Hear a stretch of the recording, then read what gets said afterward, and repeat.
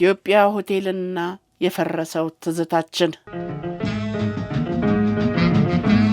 አንዳንድ ስፍራዎች የሀገር ታሪክ የተሰነዱባቸው የታሪክ መዛግብት ናቸው። በእያንዳንዱ ገጻቸው ላይ ትዝታን ያተሙ መዛግብት። አንዳንድ ሆቴሎች እንግዳን ብቻ ሳይሆን ታሪክንም ያስተናግዳሉ። አንዳንድ መንገዶች አልፎ የሃጅ ትውልዶችን ይሸኛሉ። አንዳንድ ሕንፃዎች ከጡብና ከሲሚንቶ በላይ የሀገር ታሪክን ይሸከማሉ። አንዳንድ ቦታዎች በአድራሻቸው ብቻ አይታወሱም፣ በሰዎች ልብ ውስጥ በሚተዉት ትዝታ ሲታወሱ ይኖራሉ። ዛሬ የምንጓዘው ወደ አንዱ እንደዚህ ያለ ታሪካዊ ስፍራ ነው። የምናወጋው ስለ አንድ ሕንፃ ብቻ አይደለም፣ ስለ ሰዎች፣ ስለ ሙዚቃ፣ ስለ ፍቅር፣ ስለ ጓደኝነትና ስለ አንድ ዘመን ነው።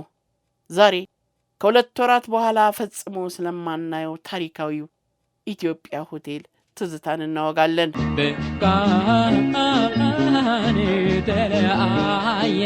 ኢትዮጵያ ሆቴል ለአንዳንዶች የሆቴል ሕንፃ ነው፣ ለሌሎች ግን የወጣትነት ትዝታ፣ የመጀመሪያ የፍቅር ቀጠሮ ስፍራ፣ የጓደኝነት ቦታ፣ የሙዚቃና የማኅበራዊ ሕይወት አንድ ምዕራፍ፣ የአንድ ዘመን ምስክር ነው።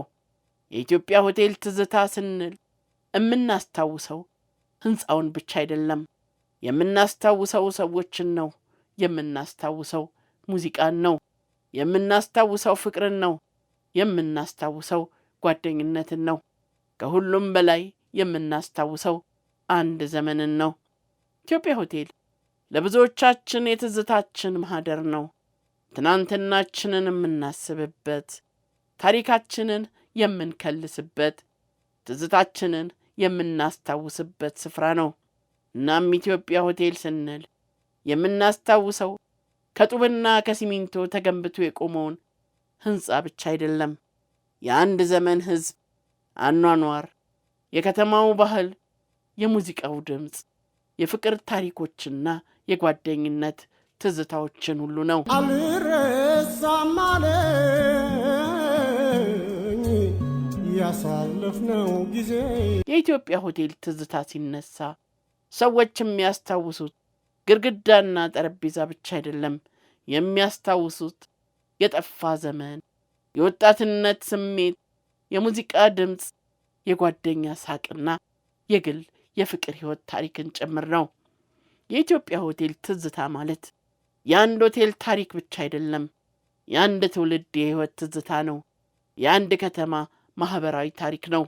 የሙዚቃ፣ የጓደኝነት፣ የፍቅርና የደስታ ትዝታ ነው። ኢትዮጵያ ሆቴልን የሚያስታውሱ ሰዎች ሲናገሩ እዚያ ሆቴል ከጓደኞቼ ጋር ተገናኝቼ ነበር፣ በሆቴሉ ከቤተሰቤ ጋር የማይረሳ ምሽት አሳልፌያለሁ፣ ወይም ደግሞ አንድ ታላቅ ሰው እዚያ ሆቴል ውስጥ አግኝቼ ነበር የሚሉ ታሪኮችን ያነሳሉ። የቦታው ትልቁ ዋጋ የሚለካው በሕንፃው ውበት ብቻ ሳይሆን በዚያ ቦታ በተፈጠሩ እንዲህ ባሉ የሰዎች ትዝታዎች ነው። ሆቴሉ ከድንጋይ ካብ በላይ ከሕንፃም በላይ በትዝታ የሚኖር አንድ የአዲስ አበባ ታሪክ ነው። የትውልዶች ትዝታ መያዣም ነው። የሆቴሉ ታሪክ ከ1963ቱ የአፍሪካ አንድነት ታሪክ ጋር ተያይዞ የተጀመረ ታሪክ ነው። ከአንድ ዘመን ማኅበራዊና ዲፕሎማሲያዊ ሕይወት ጋር የተያያዘ ታሪክ። ሆቴሉ በ1963 ዓ ም መመስረቱን ታሪክ ይነግረናል።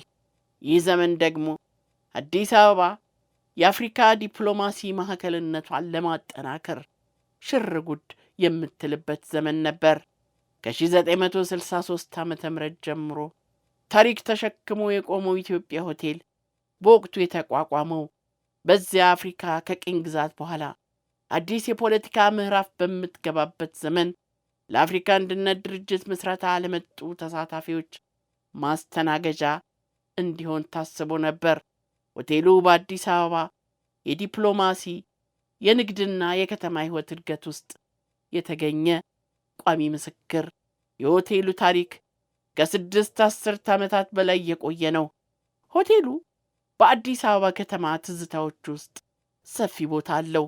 በቀደምቶቹ የአራዳ ልጆች የፍቅር የቤተሰብ የጓደኝነት ትዝታ ውስጥ ሁሌም እያበራ የሚኖር ደማቅ ቦታ ነው።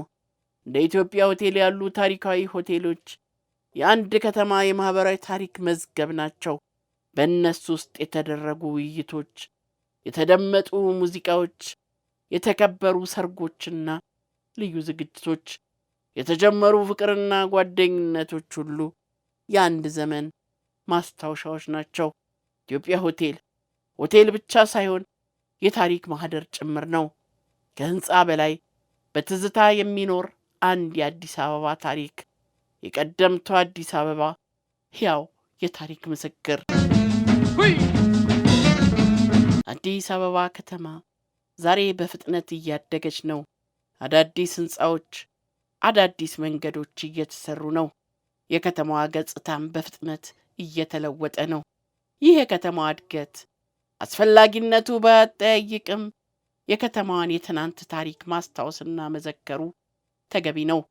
ምክንያቱም የዛሬው ውብ ከተማችን በትናንት ታሪኳ ላይ የተገነባች ናትና። ታሪክ በመጽሐፍ ብቻ አይኖርም፣ በሰዎች አእምሮ ውስጥም ይኖራል፣ በትዝታቸውም ጭምር። በአዲስ አበባ ከተማ ብሔራዊ ቲያትር አካባቢ የሚገኘው ባለብዙ ትዝታው ኢትዮጵያ ሆቴል አሁን ሙሉ በሙሉ የሚጠፋበት ጊዜ ተቃርቧል። ሆቴሉን ክፉ አግኝቶታል። ከመቃብር በታች የሚያውለውና ከልብና ከትዝታችን ላይ ብቻ የሚያኖረው መቅሰፍት ወርዶበታል። በአሁኑ ወቅት ከሆቴሉ ጀርባ የሚገኙት ቦታዎችና ግንባታዎች በመፍረስ ላይ ሲሆኑ ሆቴሉ እስከሚቀጥለው ጥቅምት ፈርሶ የሚጠናቀቅ ይሆናል ተብሏል።